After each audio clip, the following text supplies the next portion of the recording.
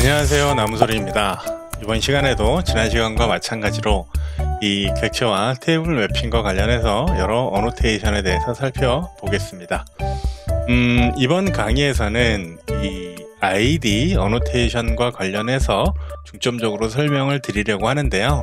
그 전에 이 액세스라는 어노테이션에 대해서 간단하게 짚어드리고 넘어가도록 하겠습니다. 이 교재에 보시면 JPA에서는요, 객체에 대한 접근 방식이 이 필드를 통한 접근 방법과 프로퍼티를 통한 접근 방법, 이렇게 두 가지로 구분되어 있습니다. 이게 무슨 얘기냐면, 이 JPA에 의해서 어떤 엔티티 객체가 생성이 되고, 그리고 그 엔티티 객체에, 즉 영속 객체에 어떤 데이터를 넣거나 꺼낼 때 필드를 통한 접근을 할 것이냐, 아니면 세터, 아니면 게터와 같은 메소드를 통해서 접근을 할 것이냐를 달리 할 수가 있어요. 자, 이런 것들을 다르게 할 수 있는 그 어노테이션이 바로 지금 보시는 액세스라는 어노테이션이에요. 그러니까 데이터베이스에서 저희가 하나의 이 레코드, 하나의 데이터를 가지고 왔어요. 그러면 JPA는 내부적으로 엔티티, 그 테이블과 매핑되어 있는 엔티티 객체를 생성을 할 거고요. 그렇게 생성된 엔티티 객체의 필드에다가 값을 넣어야 되는데요. 값을 넣을 때 이 자바의 리플렉션을 이용해서 바로 필드에 넣게 할 것이냐, 아니면 세터 혹은 게터 메소드를 통해서 데이터를 넣을 수 있도록 할 것이냐에 대한 방식을 이 액세스라는 어노테이션을 통해서 구분 지을 수 있게 이 기능을 제공하고 있습니다. 이 액세스라는 어노테이션은 저희가 이 코드에서 직접 명시할 수도 있지만, 이 다음 장표에서 배울 이 ID라는 어노테이션의 위치가 어디에 있느냐에 따라서 이 필드 접근 방법이냐, 아니면 프로퍼티를 통한 접근 방법이냐로 구분할 수가 있어요. 이 코드를 보고 간단하게 설명을 드리면, 자, 왼쪽에 보시면 카테고리라는 이 엔티티 클래스가 존재하고요. 거기에 보시면 이 getter 메소드에 at id라는 어노테이션이 붙어 있죠. 자, 이렇게 getter 메소드에 보시는 것과 같은 기본 키에 해당하는 id라는 어노테이션을 추가했을 경우 이와 같은 방식은 프로퍼티를 통한 접근 방식을 사용하겠다라는 의미이고요. 만약에 이 id라는 어노테이션이 필드에 붙어 있다면, 이렇게 필드에 붙어 있다면 이 필드에 대한 접근 방식으로 이 데이터를 액세스하겠다라는 의미로 보시면 됩니다. 물론 이 두 가지 방식을 혼용할 수도 있습니다. 그러니까 어떤 이 값에 대해서는 예를 들어서 필드 접근 방식을 사용할 수 있고, 어떨 때에는 프로퍼티 접근 방식으로 이렇게 나누어서 사용을 할 수는 있는데요. 그렇게 혼용해서 사용하는 경우는 거의 없고요. 사실 이 액세스 어노테이션을 사용해서 이 명시적으로 지정을 해서 사용하는 경우는 많이 없어요. 왜냐하면 기본적으로 보시는 것처럼 오른쪽에 이렇게 보시는 것처럼 사실은 이와 같은 어노테이션도 잘 사용하지 않고요. 대신 이 해당 필드에 직접 이렇게 ID 어노테이션을 붙여서 필드 접근 방식을 기본적으로 사용을 할 수 있습니다. 사용을 하는 게 기본적인 사용 방식이에요. 이렇게 사용하는 이유는 뭐 여러 가지가 있을 수 있겠습니다만, 먼저 코드의 가독성 부분에서 이렇게 필드를 통한 접근 방식이 훨씬 보기 수월한 부분도 있고요. 그리고 이 세터 메소드 그리고 게터 메소드를 통한 접근을 했을 때 해당 메소드를 사용했을 때 그 이슈들이 일부 조금 있습니다. 그래서 기본적으로 이렇게 필드를 통한 접근 방식을 주로 사용을 한다 라는 부분을 여러분들께서 알고 계시면 되겠고요. 이 add access라는 어노테이션이 어떤 의미를 갖는지만 이해하시면 되겠습니다. 다음으로 설명드릴 내용은 기본키 매핑과 관련된 어노테이션입니다. 기본키는 여러분들도 잘 알고 계신 것처럼 하나의 데이터, 즉 하나의 영수 객체 혹은 데이터베이스 테이블에서 하나의 레코드를 구분할 수 있는 유일한 식별자를 의미하죠. 이 기본 키를 매핑할 때 사용할 수 있는 어노테이션, 대표적인 어노테이션이 바로 이 id라는 어노테이션이에요. 그 외에 id 클래스, 그 다음에 embedded id 이렇게 나뉘어져 있는데요. 이 id 클래스나 embedded id 같은 경우는 복합키와 관련된 어노테이션들이에요. 자, 복합키와 관련된 어노테이션인데요.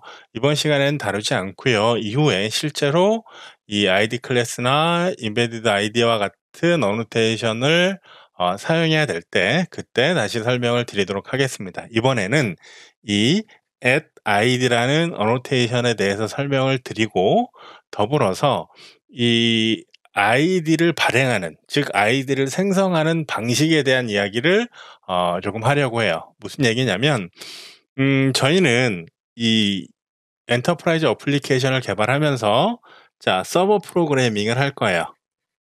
자, 여기에 웹 어플리케이션, 즉 저희가 만들고자 하는 어플리케이션이 존재하고요. 그리고 이 어플리케이션에서 발생하는 데이터들을 저장하기 위한 데이터베이스가 있을 거예요. 그러면 이 데이터베이스를 관리해주는 DBMS를 저희가 사용하는 것인데 그게 오라클, MySQL이라든지 저희가 사용하고 있는 H2 데이터베이스도 있고요. 다양한 데이터베이스가 있는데 자, 여기서 이 기본 키라는 것을 어디서 생성할 거냐에 대한 결정이 필요하죠. 저희가 어플리케이션에서 기본키를 생성할 것이냐 아니면 데이터베이스에서 기본키를 생성할 수 있는 방식도 있죠. 여러분들도 잘 알고 계시는 것처럼 시퀀스라든지 아니면 오토 인크리먼트라든지 이 유니크한 수를 발행해주는 방식이 데이터베이스 시스템에도 존재하는 거죠. 따라서 먼저 결정이 돼야 돼요. 그러니까 이 어플리케이션에서 기본키를 생성하고 그 기본키를 관리하는, 그러니까 기본키의 생성 메커니즘이 저희가 만드는 어플리케이션에 있을 거냐, 그러니까 자바 프로그램 내에서 그걸 생성해서 생성할 것이냐 아니면 데이터베이스로 하여금 유니크한 키를 생성할 수 있는 방식을 채택해서 할 것이냐에 대한 결정이 먼저 선행이 되어야 되겠죠.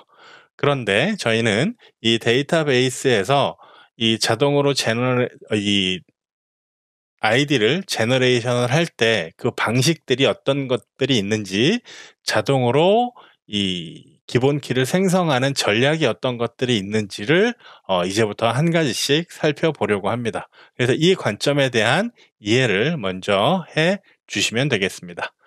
자, 기본 키를 위한 어노테이션, 지금 보신 것처럼 이렇게 세 가지가 있는데 저희는 이 ID 어노테이션 그리고 기본 키를 데이터베이스로 하여금 자동 생성해서 받을 수 있게끔 하는 방식을 JPA에서는 어떻게 하는지 그 내용에 대해서 살펴보겠습니다. 기본 키를 직접 생성해서 할당하는 경우에는, 즉 자바에서 저희가 기본 키를 발행해서 셋하는 경우에는 지금 보시는 것처럼 id 어노테이션을 적용해서 사용하시면 돼요. 예를 들어서 자바에 UUID를 사용한다든지 했을 경우에 이 id 어노테이션을 적용해서 사용하면 되고요. 만약에 기본 키의 값을 자동 생성을 한다라는 의미는 데이터베이스를 통해서 생성을 해서 적용을 하겠다는 의미인데 이렇게 사용할 때에는 generated value라는 어노테이션을 적용해야 합니다.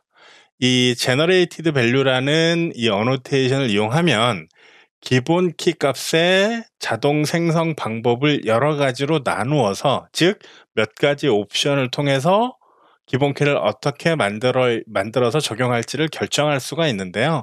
오른쪽 표에 보시면 그 옵션이 나와 있어요. 그게 뭐냐면 아이덴티티 방식이 있고요. 시퀀스 방식이 있고 테이블 방식이 있고 이 오토라는 방식이 있는데요. 이 오토라는 방식이 디폴트인데 데이터베이스가 무엇인지에 따라서 데이터베이스에 이 기본적으로 설정되어 있는 생성 전략을 따라서 기본 키를 제너레이션해서 이 적용을 해주는 그 내용을 의미합니다. 그래서 이 오토는 제외하고 저희가 아이덴티티, 시퀀스, 테이블 전략이 어떻게 되는지 그 내용들을 한 가지씩 살펴보려고 해요.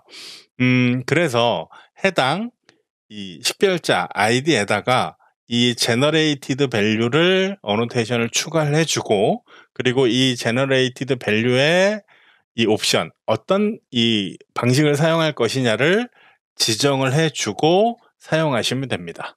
따라서 이 각각의 방식에는 어떤 차이가 있는지, 어떤 장단점이 있는지를 이해하시는 게 필요합니다.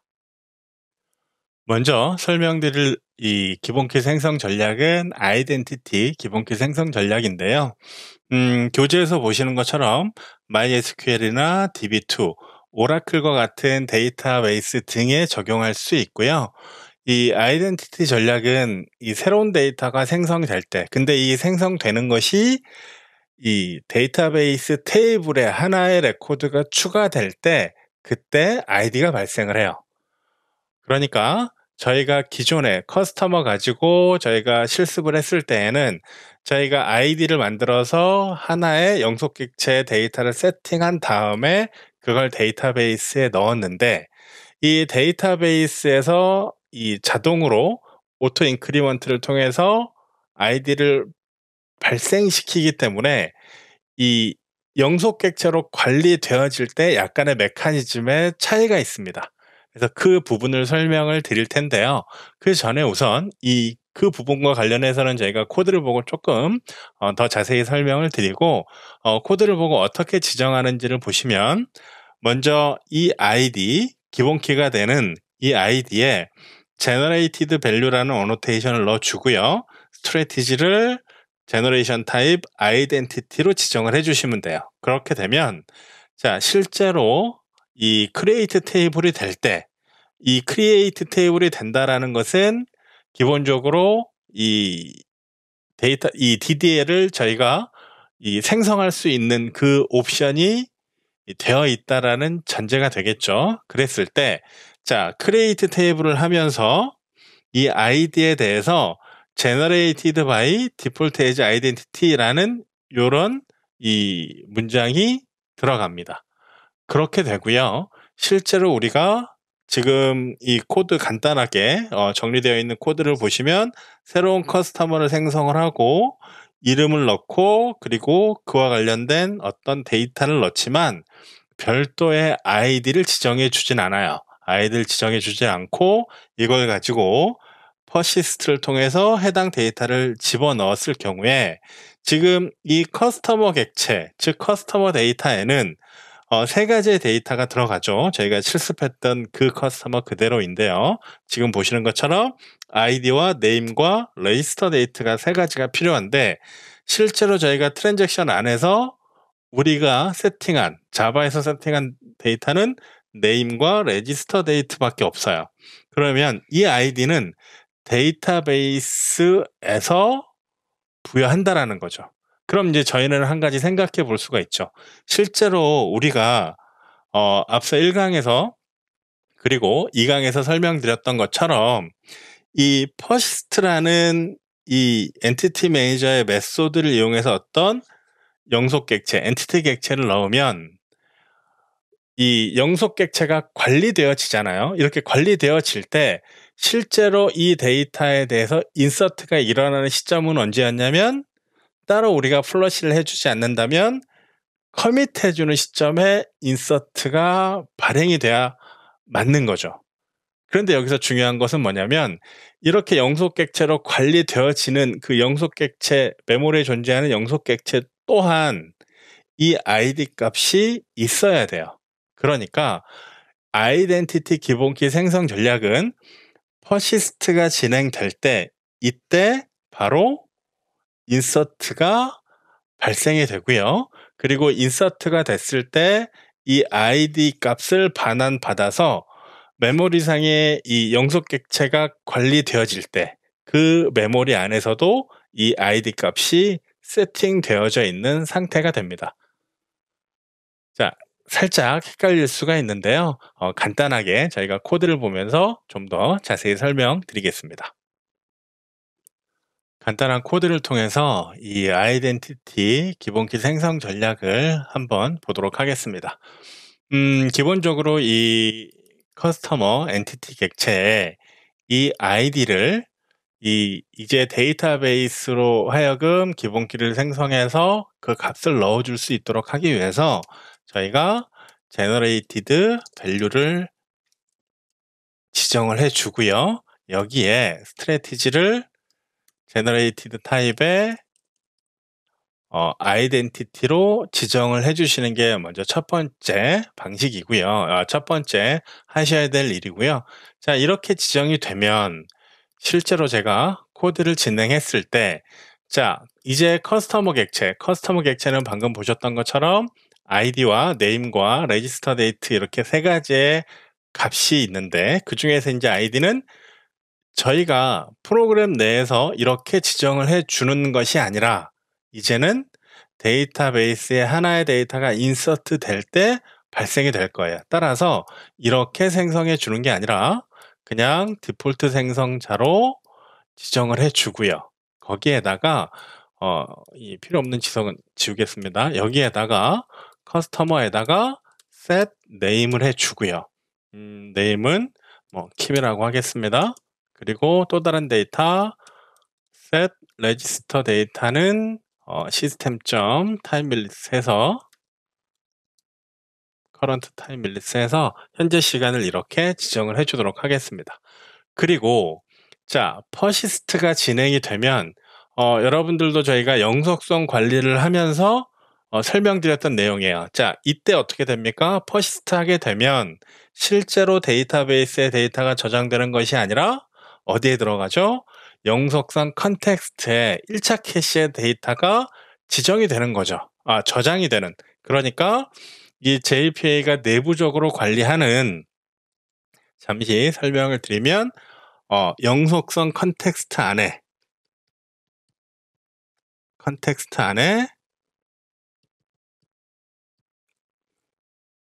이 영속성 컨텍스트 안에 1차 캐시가 존재하고 이 1차 캐시에 ID 그리고 이 오브젝트 형태를 이렇게 들어가는 것이라고 저희가 설명드렸던 영속성 관리 내용이 기억이 나시죠? 그러면 여기에 실제로 우리가 만드는 이름을 김이라고 갖고 있는 커스터머 객체가 이렇게 관리가 되어야 해요.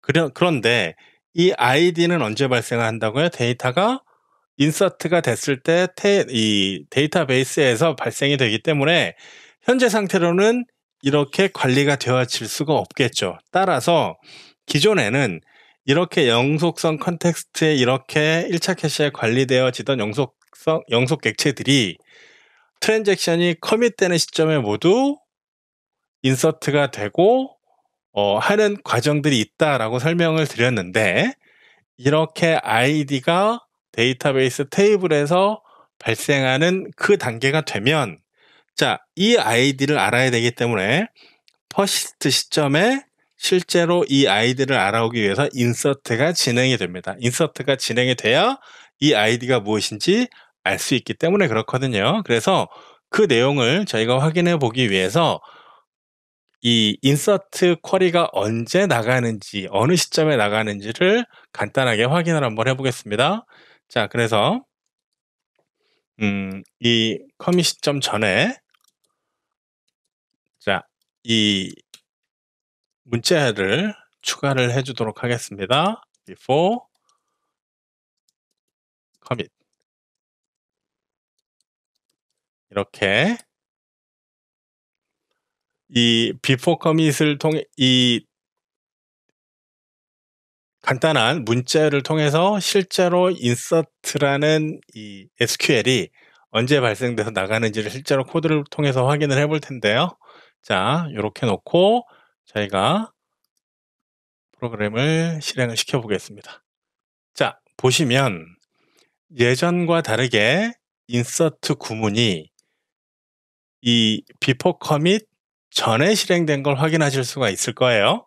따라서 인서트가 진행되고 난 다음에 해당 아이디가 발행이 돼서 영속성 컨텍스트에 관리되어지고 있는 형태가 되겠죠. 따라서 이렇게 퍼시스트를 하고 파인드를 하면 실제로는 영속성 컨텍스트 내에 있는 해당 객체가 반환되겠지만, 즉 셀렉트 군을 보내진 않겠지만 실제로 이렇게 인서트의 시점이 커밋 시점이냐 아니면 퍼시스트 시점이냐에 따라서 차이가 일부 발생한다라는 거.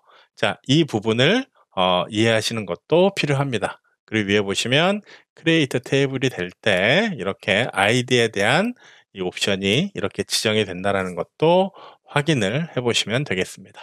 자, 실제로 데이터가 어떻게 들어가 있는지를 한번 확인을 한번 해볼까요? 자, 실제로 데이터가 어떻게 들어가 있는지 확인을 한번 해보면, 다시 연결을 해서요. 자, 실행을 해보면 이렇게 아이디가 발행해서 이렇게 들어가 있는 걸 확인하실 수가 있습니다. 조금 시간이 조금 길어졌는데요. 자, 이번 강의에서는 이 아이덴티티 옵션, 즉 기본키 생성의 아이덴티티 옵션에 대해서 살펴봤고요. 다음 시간에 시퀀스와 테이블을 이어서 설명드리도록 하겠습니다. 자, 이번 강의는 여기서 마무리하겠습니다. 감사합니다.